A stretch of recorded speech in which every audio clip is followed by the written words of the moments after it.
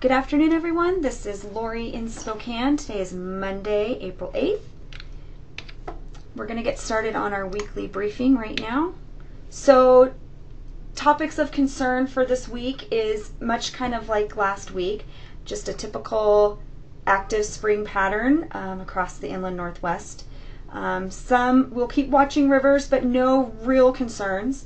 And then we'll talk about some of our outreach activities that we have going on as well. So looking at our impact overview, there's several systems moving through the week. The main ones will be Monday night and Tuesday, and then another one Wednesday night and Thursday, and then the third one would be for the weekend. The reason why I have Tuesday and Thursday in yellow is just the potential for some thunderstorms. Nothing strong by any means. It would be mostly for the potential of just brief heavy rain, some soft hail, breezy winds, and cloud to ground lightning, just the typical spring thunderstorms that we see around the area. And there will also be some periods of breezy conditions this week as well. As you look into the central part of the state, they'll see much of the same weather. Not the thunderstorms, but they'll see rain, periods of rain, and breezy conditions as well. So we have a cold front that moves through early Tuesday morning, and by Wednesday afternoon we will have conditions that are unstable enough to support maybe an isolated thunderstorm or two across the region. So the area of concern for Tuesday afternoon would be this area here in red. So just extreme eastern Washington from the Canadian border down to Pullman, and then the North Idaho Panhandle. So with that first round of rain that is tonight through Tuesday afternoon, here is our expected precipitation amounts across the region. You can see here across the central part of the state, that includes like Ellensburg, Yakima, Wenatchee, down to Moses Lake and Ritzville. That rain chance would probably be this evening, and then after the cold front moves through early Thursday morning across the central part of the state, they'll see westerly winds and generally be downsloped and dry through Tuesday. But you can see higher amounts expected across portions of northeast Washington and the Idaho Panhandle as well. So with that, after that cold front moves through Tuesday, we will see some breezy winds, generally from the west or northwest. They might be more northerly down the Okanagan Valley, but otherwise just generally 10 to 20 mile an hour winds for Tuesday afternoon and into the early evening. And then with gusts 20 to 30 miles an hour.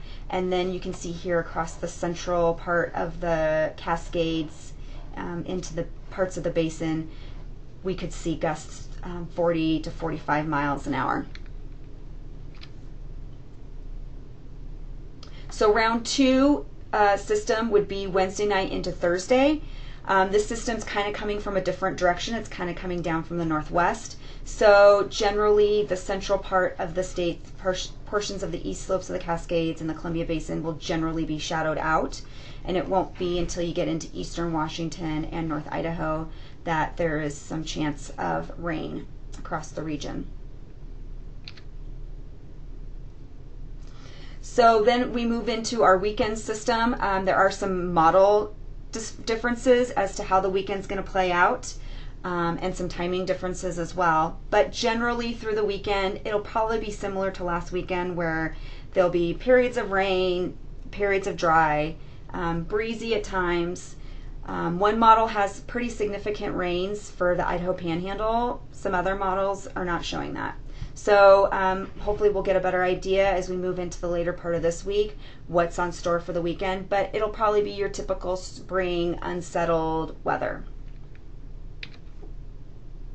Looking at our water content in our snowpack, we are remaining still below average for this time of the year. Generally our mountains are about 80% of what we would normally see. We will continue to see rises on rivers. The one of main concern would be the St. Joe at St. Mary's. where they will continue to rise for the next day or two and then peak Wednesday, and then come back down below action stage. This is not expected to reach flood stage, nor is any river in our forecast area expected to reach flood stage, where our rivers will just basically remain running high or near full through the week as we see periods of rain and snow continues to slowly melt off the mountains.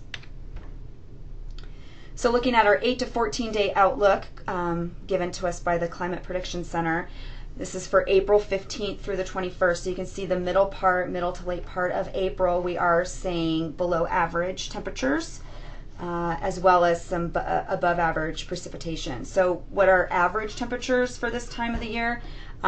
For eastern Washington and northern Idaho, that would be upper 50s to low 60s. So generally high temperatures will likely be lower than that. And we are planning our spring weather workshop for May 23rd in the morning at Whitworth University. So please plan on joining us or sending someone down to hang out with us in the morning. We are also planning weather spotter training. The first one's in Lewiston. We have one in May in Spokane as well. And if you're interested in your county or your area receiving training as well, please feel free to contact Andy or Robin to set up something for your area. So in summary, there's several rounds of rain expected this week. The first one being Monday night into Tuesday, then the next one being Wednesday night into Thursday, and then potential rain for the weekend. We do have thunderstorm threats Tuesday and Thursday. The Thursday afternoon threat is a very similar area. It would be eastern Washington and the Idaho Panhandle for Thursday afternoon as well.